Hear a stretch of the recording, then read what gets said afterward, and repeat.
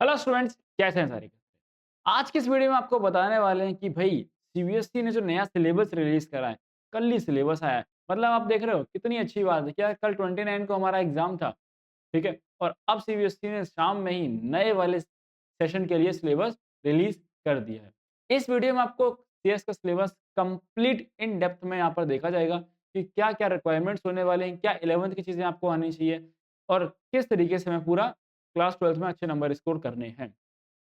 तो make sure करना कि आप लास्ट तक देखें और चैनल को सब्सक्राइब कर लेना। ये पूरे क्लास 12 आपके कंप्यूटर साइंस में बहुत ज़्यादा हेल्प कर रहा होगा ये चैनल। सबसे पहले हम बात करेंगे, देखिए प्री रिक्वेस्ट यहाँ पर दिया हुआ है कि क्लास 12 का सिलेबस स्टार्ट करने से पहले आपको क्या प्री रिक्वेस्ट यहाँ पर इंपॉर्टेंट है, क्या रिक्वायर्ड है। तो यहाँ पर तो क्लास 11th का सिलेबस लिखा हुआ है। अब यही एक ऐसी चीज़ है जो कि बहुत बड़ा कन्फ्यूज़न का कारण बन जाता है। भैया कन्फ्यूज़न यहाँ पे क्या क्रिएट हो जाती है? आपके पेपर में एक सवाल आता है, एक छोटा-सा टॉपिक है, दैट इज़ रैंडम मॉड्यूल। अब बच्चे पूछते हैं भैया ये सिलेबस में दिया नहीं है, लेकिन हर बार पूछा जाता है। तो मैं आपको पहले ही क्लैरिफाई कर देता हूँ कि जो रैंडम मॉड्यूल है, वो आपका ये प्री-रिक्वेस्ट से सीबीएसई उठा लेती है। भैया क्या इसका मतलब मैं ऐसे ये इवैल्यूएट कर लूँ कि अगर मुझे क्लास 12th की कंप्यूटर साइंस पढ़नी तो मुझे क्लास 11th का आना चाहिए। तो यहाँ पर बहुत सारे बच्चे ऐसे हो रहे होंगे, भैया हमें तो क्लास 11th का नहीं आता या फिर हमने क्लास 11th में बिल्कुल ही बहुत ज़्यादा अच्छे से पढ़ाई नहीं करी थी, तो अब हम भैया क्या करें? देखो ज़्यादा टेंशन मत लो, आपको मैं बता देता हूँ दैट इज़ कि क्लास 12th के अंदर आपके जो स्टार्टिंग के 2 चैप्टर्स दिए गए हैं, revision tour 1 and revision tour 2, उसमें आपको यही जो भी बेसिक्स रिक्वायर्ड हैं, वो आपको यहाँ पर करवा दिए जाएँगे। अब बहुत सारे स्कूल में क्या होगा, बहुत सारे स्कूल्स में ये होगा कि ये 2 चैप्टर्स जो हैं वो लीव कर देते हैं। वो कहते हैं भाई ये तो वही है जो 11th का है, तो यहाँ पर लीव कर देते हैं। तो बहुत सारे बच्चे हैं जिनको नहीं आता, उनके लिए क्या है, तो आप ऐप डाउनलोड कर लेना, हमारा प्ले स्टोर से आपको ऐप मिल जाएगा, विशाल कुमार आपको टाइप करना है, वहाँ से ऐप डाउनलोड कर लीजिए। आपको सारी चीज़ें वहाँ अवेलेबल मिल जाएँगी और जो हमारा अपकमिंग बैच आने वाला है उसके बारे में भी इन्फॉर्मेशन सबसे पहले आपको ऐप पर मिल जाएगी। अब देखिए ऑब्जेक्टिव हमारा क्या है? ऑब्जेक्टिव ये है कि आपको फंक्शंस के कांसेप्ट को लगाना आना चाहिए, आपको फाइल हैंडलिंग आनी चाहिए, उसका यूज़ आना चाहिए, डेटा स्ट्रक्चर के बारे में आपको पता होना चाहिए। इसमें भी एक बहुत बड़ा कन्फ्यूज़न होता है, मैं आपको क्लियर कर दूँगा इसी वीडियो के अंदर। देन बेसिक्स एक्सप्लेन करेंगे कंप्यूटर नेटवर्क के बारे में and then use database concepts SQL along with Python plus SQL को कनेक्टिविटी भी आनी चाहिए। अब बात करते हैं यूनिट वाइज़ क्या डिस्ट्रीब्यूशन यहाँ पे होने वाला है। आपकी जो पहली यूनिट है that is computational thinking and programming 2, ये आपकी 40 मार्क्स की रहेगी। तो यहाँ पर जो है सारा पाइथन की चीज़ें आपको यहाँ पर देखने को मिलेंगी एंड कंप्यूटर नेटवर्क आपका 10 मार्क्स का रहने वाला है एंड आपका डेटाबेस मैनेजमेंट जो है वो 20 मार्क्स का यहाँ पर होने वाला है। डेटाबेस मैनेजमेंट मतलब कि यहाँ पर हम एसक्यूएल पढ़ रहे होंगे। अब इसमें सबसे पहले हम शुरुआत कहाँ से करेंगे? शुरुआत करने के लिए जो बेस्ट टाइम है अभी वो हम पाइथन से शुरू कर रहे होंगे। इस चैनल पर आपको नए वीडियोज़ आपके लिए बहुत ही जल्दी हम शुरू कर रहे हैं। तो मेक श्योर करना कि सब्सक्राइब कर लेना, अपने सभी फ्रेंड्स में शेयर भी कर देना। चलिए, अब बात करते हैं यूनिट वाइज़ सिलेबस को डिस्कस कर लेते हैं।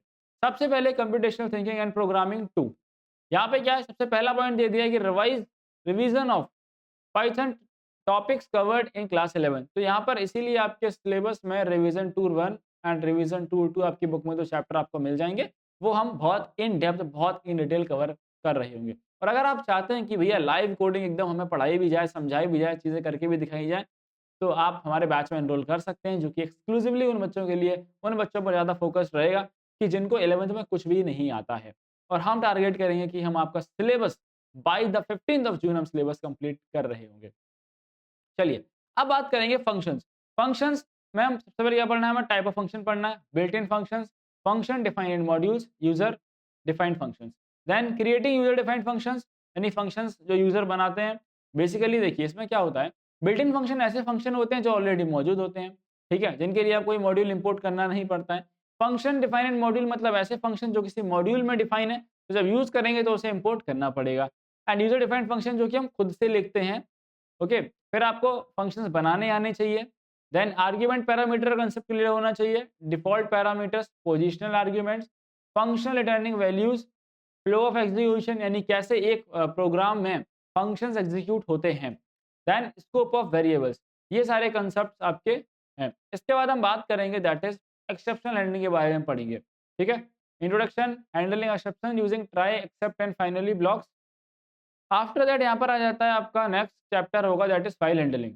Introduction to files, types of files, text file, binary file, CSV file. ये चैप्टर बहुत इंपॉर्टेंट है बिकॉज ये चैप्टर आपका बहुत ही हाई वेटेज रखता है। ठीक है, next is text files, binary file, CSV, relative and absolute path. इसके बारे में बात करेंगे टेक्स्ट फाइल के बारे में। टेक्स्ट फाइल में क्या सीखेंगे हम? Opening a file, text file open mode सीखेंगे, closing a text file, opening a file using with clause, writing, appending data to a text file using write and write lines, reading from a text file using read, readline function and read lines, seek and tell methods, manipulation of data in a text file। ये सारी बातें हमें text file में सीखनी है। इसके बाद में बाइनरी फाइल में सीखेंगे। बाइनरी फाइल में बेटा इस बार 5 नंबर का सवाल आया था। इस बार के पेपर में टेक्स्ट फाइल से भी क्वेश्चन था, बाइनरी से 5 नंबर का क्वेश्चन था और सीएसवी से भी क्वेश्चन था। ठीक है, तो हम किसी भी चीज़ को यहाँ पर छोड़ेंगे नहीं। एंड एक बात आपको ध्यान रख लेनी है, अगर आपके पास कंप्यूटर साइंस है तो आप हम स्टार्टिंग में ही इसे कवर कर लेंगे ताकि बाद में दिक्कत ना दे। बिकॉज बाद में क्या होता है, बाद में जब आपका जनवरी वाला जेईई मेंस आता है तो भैया कहते हैं भैया प्री बोर्ड्स भी आ गए, अब सीएस कैसे करें, जेईई मेंस जनवरी का है। उसके बाद में जब हमारा बोर्ड का एग्जाम होता है तो जेईई मेंस अप्रैल का पड़ जाता है। फिर बच्चे कहते हैं भैया सीएस आ गई है और भी सब्जेक्ट हैं और जेईई मेंस भी है। तो बेटर आपके लिए होने वाला है कि आप स्टार्टिंग में ही इसको कवर कर लें और ये बहुत ही ईजिली जो है आपका कवर किया जा सकता है। ठीक है, next is binary files, basic operations on binary file, open using file, open modes. ठीक है, एंड क्लोजिंग का बाइनरी फाइल। यहाँ तक तो बिल्कुल बच्चों वाली चीजें हैं ये। इंपोर्ट पिकल मॉड्यूल, डम एंड लोड फंक्शन पढ़ेंगे, read write create search append update operation in binary file. इसके बाद हम बात करेंगे सीएसवी फाइल के बारे में। सीएसवी फाइल में क्या पढ़ने वाले हैं? Import CSV module, open close CSV file, write into a CSV file using writer, write row and write rows and read from a CSV file using reader function. ठीक है, इसके बाद में हमारा शुरू होता है डेटा स्ट्रक्चर। इसमें क्या हम स्टैक पढ़ने वाले हैं। अब इस स्टैक में मैं एक बात आपको बेटा बहुत अच्छे से क्लियर करके बता देना चाहता हूँ कि जो सिलेबस है आपको वही पढ़ना है। बहुत सारे स्कूल में क्या होता है दैट इज कि इनके वो ऐसे ऐसे क्वेश्चंस पूछ लेते हैं आपसे प्री बोर्ड्स में, आपको एक्स्ट्रा टॉपिक भी पढ़ा देते हैं जिसमें कि आपका क्या है एसओपीज एंड पीओएस एक्सप्रेशंस जो होते हैं जिनका कन्वर्जन आपको एक्स्ट्रा पढ़ा दिया जाता है, उस पर आपको फोकस नहीं करना है, आपको सिलेबस का पढ़ना है बिकॉज आपको और भी सब्जेक्ट बेटा पढ़ाई करनी है।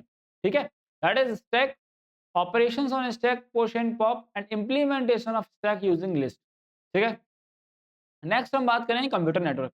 ये एक ऐसी यूनिट है जिसमें कि आपका थ्योरी बहुत ज्यादा है भाई। अब इसमें अगर आप बुक में जाओगे तो अराउंड अराउंड 170 प्लस पेजेस की थ्योरी बुक में है, बट मैंने जो नोट्स बनाए हैं उसके अंदर मैंने ये थ्योरी को एकदम कन्वर्ट कर दिया है 29 पेज के अंदर, बिल्कुल क्रिस्प कर दिया है। तो वो नोट्स आप ऐप से ले सकते हैं, आप ऐप को डाउनलोड कर लीजिएगा। इसमें आपको डेली एक क्वेश्चन एमसीयू के रूप एमसीयू के फॉर्म में मिल रहा होगा क्वेश्चन ऑफ द डे के अंदर, तो उसे आप सॉल्व करेंगे और इससे हमारी एमसीयू प्रैक्टिस बहुत अच्छी हो जाएगी। अब बात करेंगे बेटा इवोल्यूशन ऑफ नेटवर्किंग के बारे में। इसमें क्या क्या होगा भैया हमारे पास? इसमें introduction to computer networks, evolution of networking पढ़ेंगे। ठीक है, ARPANET, NSF नेट और इंटरनेट के बारे में। डेटा कम्युनिकेशन टर्मिनोलॉजीज पढ़ रहे होंगे, concept of communication, components of data communication, sender, receiver, message, communication media, protocols. जब आप ये चैप्टर पढ़ोगे तो आपको बहुत ज़्यादा आइडिया लगेगा कि कंप्यूटर काम कैसे करता है, क्या क्या चीज़ें होती हैं, कौन कौन सी केबल्स यूज़ की जाती हैं, कौन कौन से नेटवर्किंग डिवाइसेस होते हैं, कौन कौन से प्रोटोकॉल्स हैं, किस प्रोटोकॉल को किस लिए यूज़ करते हैं। ओके, देन आपकी नेटवर्क टोपोलॉजीज पढ़ोगे, आप नेटवर्क के टाइप पढ़ोगे, पैन, लैन, मैन, वैन। ओके, ये सब आपने पहले भी पढ़े होंगे, बट ये जितना अच्छे से आप पढ़ लोगे, जितना जल्दी आप पढ़ लोगे इसको, ये आपके लिए बेनिफिशियल रहेगा। Because and but at the end क्या होता है, एट द एंड जब आपका पेपर आ जाते हैं तो थ्योरी आपको याद नहीं होती है, फिर याद करने में बहुत दिक्कत आती है। देखिए आपके पास दो ऑप्शन है, अगर आप डेली कोई भी चीज़ को 10-10 मिनट करके अगर अभी से पढ़ते जाएंगे तो आई थिंक ये चैप्टर जो है मैक्सिमम आप 10 दिन के अंदर इस चैप्टर को खत्म कर लेंगे। ठीक है, अगर आप सिर्फ 10 मिनट भी देते हैं। कितने और देखो नंबर कितने वाले हैं? 10 नंबर आपको यहाँ से मिलने वाले हैं। बात समझ में आई? चलिए, यहाँ से नेक्स्ट है introduction to web services, www के बारे में पढ़ाई करी जाएगी, HTML, XML, domain names, URL, website, web browser, web servers and web hosting के बारे में यहाँ से बात करेंगे। इसके बाद में ये बहुत ही एक अच्छी यूनिट है होने वाली है आपके लिए, डेटाबेस मैनेजमेंट सिस्टम। यहाँ पर हम क्या है एसक्यूएल को पढ़ेंगे। सबसे पहले हम बात करेंगे डेटाबेस के कंसेप्ट को, introduction to database concept and its need. Then हम बात करेंगे relational data model, relation, attribute, tuple, domain, degree, cardinality, keys, candidate key, primary key, alternate key and foreign key. Then यहाँ से हमारी एसक्यूएल स्टार्ट हो जाएगी। SQL में पहले आप पढ़ोगे DDL commands, DML commands, data types, character, varchar, int, float, date. Constraints पढ़ोगे आप, not, null, unique, primary key, create database, use database, show database, drop database, show tables, ये सारी कमांड्स हैं। Create table, describe table, alter table, add and remove an attribute, add and remove primary key सीखेंगे। Drop table, insert, delete, select, operators, mathematical operators, relational operators, logical operators. Then table aliasing सीखेंगे, distant values, distinct clause, where clause, in, between, order by, meaning of null, is not null, like, update command, delete command, aggregate functions, maximum, minimum, average, sum and count, group by, having clause, joins, Cartesian product on tables, equijoin and natural join।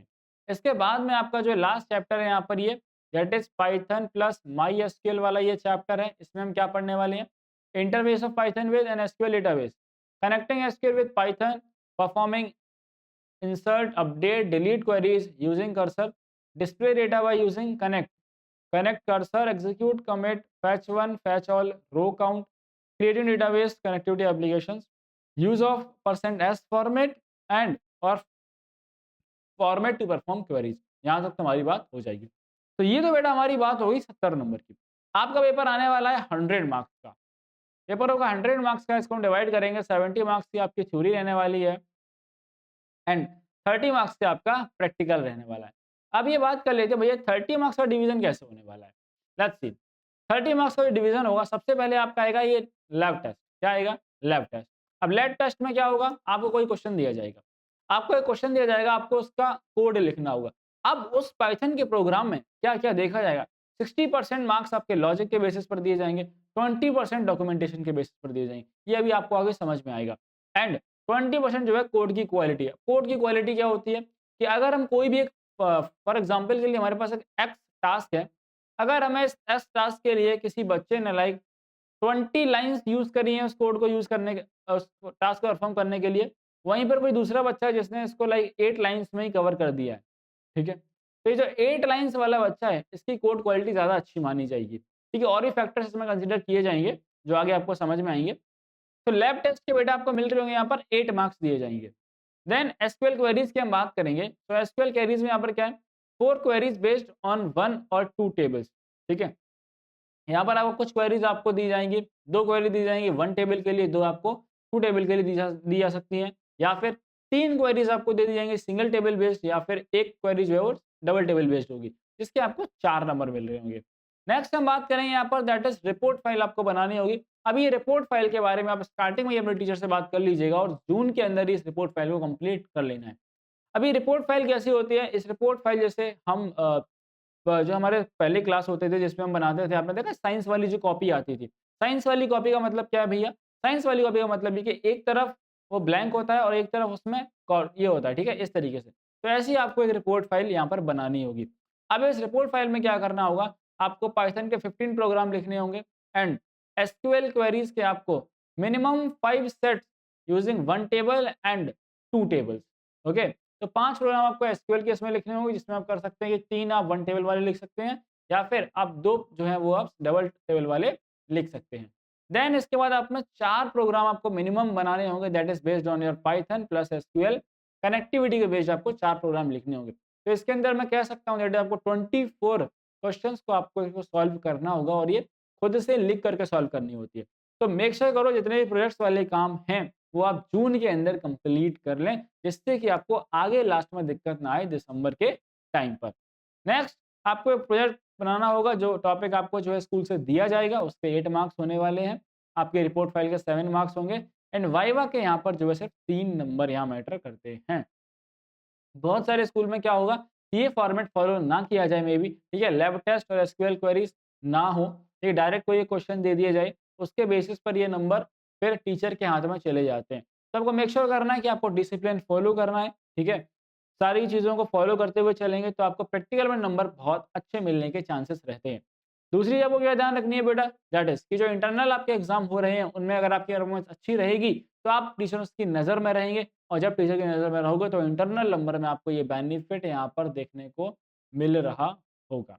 Okay, तो make sure करते हैं कि आप सभी को सारी चीज़ें समझ में आई होंगी। कोई अगर डाउट रह गया है तो आप इस वीडियो में कमेंट कर सकते हैं। एंड नेक्स्ट वीडियो के बारे में हम बात करेंगे, दैट इज़ कि जो हमारा प्रीवियस सिलेबस और इस वाले सिलेबस में क्या चेंजेस हैं। बिकॉज़ बहुत सारे बच्चे कन्फ्यूज़ हो जाते हैं कि भैया इसमें कोई चेंज है या फिर नहीं है। तो मेक श्योर करना कि चैनल को सब्सक्राइब कर देना, अपने सभी फ्रेंड्स तक शेयर कर देना, और इस चैनल पर हम एक नई बिगिनिंग करने वाले हैं आप सभी बच्चों के लिए। तो मेक श्योर करना कि उन वीडियोज़ को आकर के आप देखिए एंड ऐप डाउनलोड कर लेना, वहाँ पर आपको ये सिलेबस मिल जाएगा एंड बैच की अपडेट भी वहीं सबसे पहले आपको मिल जाएगी।